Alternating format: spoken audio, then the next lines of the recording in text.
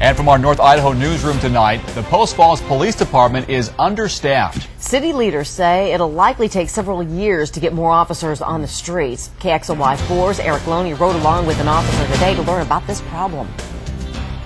We're fine today. Ian Johnson was one of 3 Post Falls police officers patrolling the city at noon today. So that's really good. But he says on bad days, like holidays or when other officers are on vacation, only 2 cops can be on the street at one time. You get a hot call and you're going there and you're trying to think, well, who's going to help me? Might be nobody. The Post Falls Police Department is at its lowest staffing in its history. It has 1.3 officers for every 1,000 people in the community. Now, the national standard is 2 officers for every 1,000. Coeur d'Alene, Lewiston, Sandpoint, and Rathdrum all have higher officer ratios than Post Falls. It's not a crisis. There's no public safety crisis here. Post Falls Police Chief Cliff Hayes admits his department is understaffed. The problem was highlighted last month during an officer-involved shooting.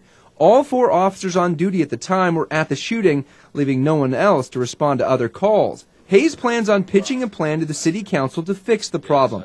He hopes to add 5 officers a year for the next 5 years.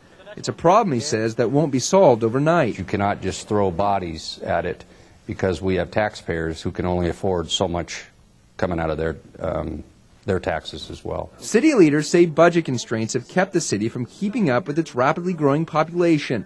City Administrator Erik says he doesn't want to have to ask voters for more money. I would prefer to rely on new growth to try to help us to meet that need, and I'm hopeful that in this next fiscal year and several fiscal years to come, that will be the case, and we won't have to go out for a bond.